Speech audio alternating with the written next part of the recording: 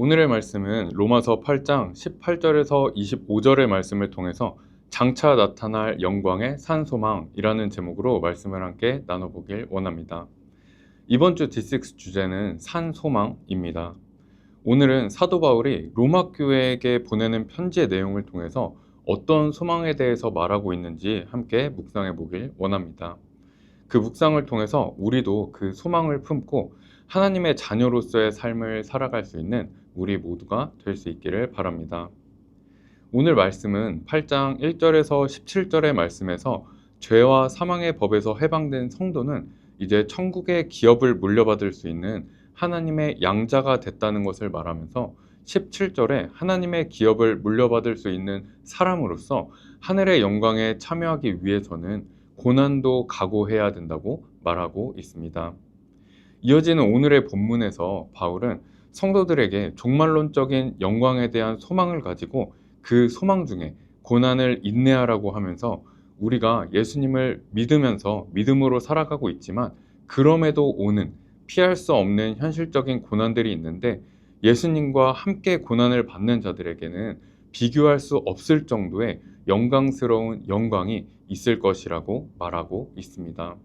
그렇기 때문에 하나님의 자녀된 우리들은 우리가 만난 고난을 아무 유익이 없는 고난으로 생각해서 마음이 약해지고 불평하고 원망하고 낙심하는 것이 아니라 이런 고난과 비교할 수 없는 영광에 비춰봐야 된다는 것입니다. 그 고난은 끝이 아니고 다 지나갈 것이고 결국 예수님을 믿는 사람들은 영광의 날이 올 것이기 때문입니다. 이어서 19절에서 22절의 말씀을 보면 그 피조물들, 즉 자연을 의인화시켜서 그런 피조물들도 그 영광의 날, 예수님을 믿는 자녀들이 구원받아서 영광에 참여하게 되는 그 날을 기다린다고 말하고 있습니다.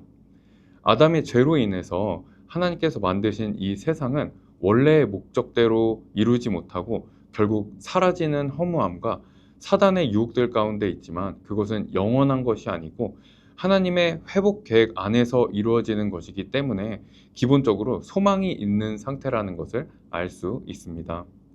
그것을 다른 표현으로 인간의 타락으로 인해서 자연세계가 함께 고통을 받는데 그 고통은 절망적인 고통이 아니라 하나님의 새 창조를 기다리는 해산의 진통이라는 것을 말하고 있는 것입니다.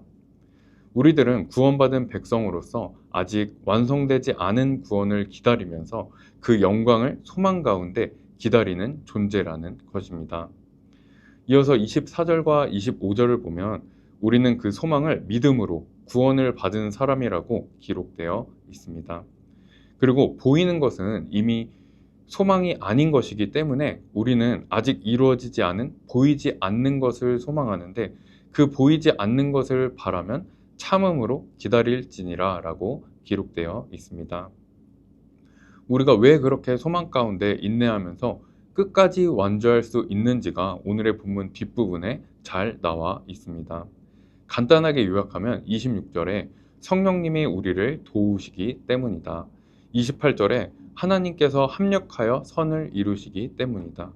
29절에 우리들은 하나님의 택함을 받은 백성들이기 때문에 우리는 고난 가운데 낙심하는 것이 아니라 고난을 만났을지라도 소망을 갖고 인내할 수 있다고 하는 것입니다.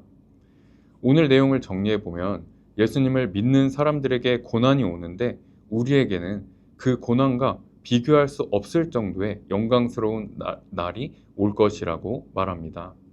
그렇기 때문에 구원받은 성도로서 우리가 고난을 만났을 때 원망하고 낙심하고 좌절하는 것이 아니라 결국에 오게 될 영광스러운 날을 소망하면서 잘 인내해야 된다고 말하고 있습니다.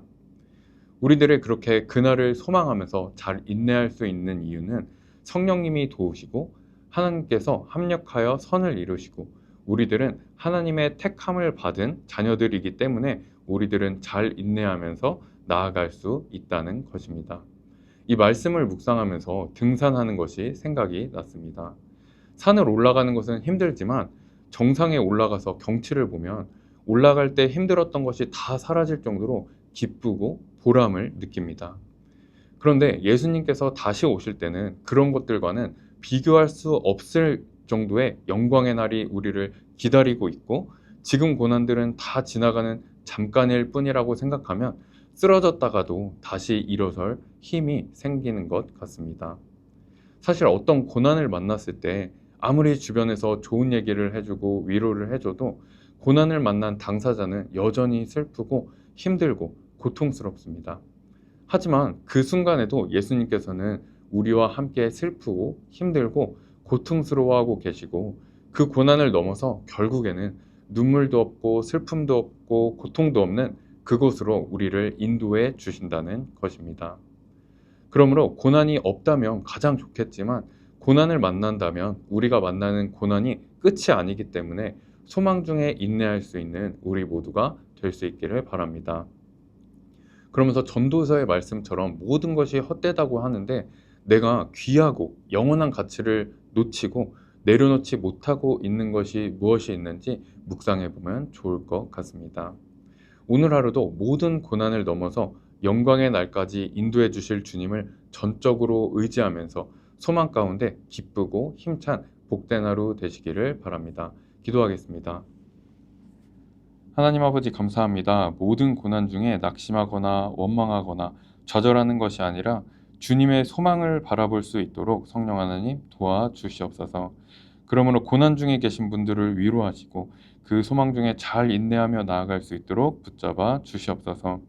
또한 지혜를 주셔서 헛된 것 때문에 내려놓지 못하고 있는 것이 무엇인지 알려주셔서 하늘의 소망으로 내려놓고 하나님 주신 기쁨을 참으로 누릴 수 있는 우리 모두가 되게 하여 주시옵소서. 감사드리며 예수님의 이름으로 기도드립니다. 아멘.